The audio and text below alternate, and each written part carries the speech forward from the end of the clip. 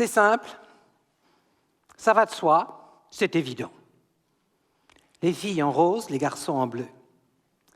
La discrimination, c'est dès la naissance. Elle est immédiate, ravageuse. Né en 1938, je suis d'une génération qui a connu tout de la domination masculine. Il faut dire qu'en 1938, on sortait tout juste du régime de l'incapacité juridique de la femme mariée, cette idée géniale de Napoléon, interdire à la moitié des Français, des Françaises, de participer à l'activité de la nation. Cette ineptie a duré de 1804 à 1938. Forcément, ça laisse des traces. Exemple. Quand je me suis mariée, je devais obéissance à mon mari. Il m'autorisait, ou non, à ouvrir mon courrier. Pour ouvrir un compte en banque, il fallait son autorisation écrite. Quand nos enfants sont nés, il était le seul à avoir l'autorité parentale. Etc., etc., etc. De combat en combat, nous avons fini par atteindre, à la fin du XXe siècle, l'égalité en droit. En droit, pas dans la vraie vie. Dans la vraie vie, bien sûr, je n'ai pas été dans la servitude parce que je ne me suis pas laissé faire. C'était hier. Mais aujourd'hui, sous toutes les latitudes, les femmes sont dans la servitude. En Arabie saoudite, le prince héritier torture les grands-mères qui veulent conduire tout de suite. Elles conduiront plus tard. Nous lui vendons des armes. Faire la guerre, c'est viril. Détruire, c'est viril. Le Yémen est détruit. Bombarder, c'est un crime contre l'humanité. Qu'importe, c'est viril. Aujourd'hui, je voudrais vous dire celui de mes combats pour les droits des femmes qui me tient le plus à cœur, le combat contre l'excision.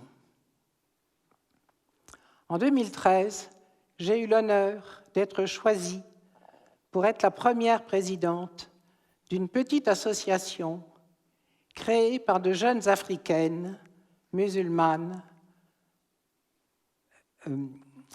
originaires d'Afrique de l'Ouest, de nos anciennes colonies. Coloniser, c'est viril. Et ces jeunes femmes ont choisi la liberté en France après avoir subi, enfant, l'excision et le mariage forcé avec un vieux polygame. Le crime d'excision existe depuis au moins 6000 ans. Au moins parce que nous avons une momie qui a 6000 ans et qui est excisée. Les pharaons ont inventé l'ablation du gland du clitoris pour interdire à jamais aux femmes la jouissance sexuelle. On continue de le faire parce qu'on l'a toujours fait, ce qui est le niveau zéro de la pensée. L'objet de l'excision, je dois dire aussi que en Égypte, les chrétiennes sont excisées. Pourtant, Jésus n'a pas dit « mutilez-vous les uns les autres ». L'objet de l'excision, c'est de rendre les rapports sexuels très douloureux pour la femme, afin que madame ne trompe pas monsieur, qui lui est polygame. Cherchez l'erreur. L'excision, c'est un martyre quotidien. C'est 20 minutes pour uriner, ça brûle. Les règles sont effroyables. pour l'économie d'un pays, la moitié de la population, un quart du mois handicapé, c'est un vrai problème de santé publique. Souvent, ces femmes meurent en couche. Quand elles ne sont pas mortes d'hémorragie, le jour de l'excision, au couteau dans la brousse. Les accouchements sont très longs et douloureux, ce qui fait qu'il vient un moment, me disent-elles, où elles n'ont plus qu'un désir, mourir pour que ça s'arrête. Si elles revenaient au pays, la sanction, c'est la mort, de la main du père ou de la main du mari qu'elles ont déshonoré. Le crime d'honneur se porte à merveille, en toute impunité. J'ai beaucoup d'affection pour ces femmes, dont le courage me stupéfie tous les jours. Nous avons décidé d'aller sur le terrain, en Afrique, contrer le patriarcat. Nous voulons faire circuler 10 school bus américains dans les 10 pays dont elles sont originaires, et ces school bus transformés, moitié en dispensaires, moitié en cybercentres. Ces camions pourront rouler jusqu'au fin fond des villages, même sans route, et nous pourrons soigner les femmes et les fillettes et enseigner les populations pour voir enfin abandonner cette pratique criminelle.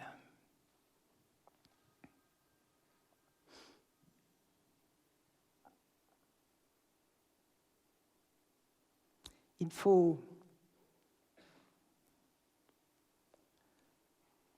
éduquer autrement. Ici, il faut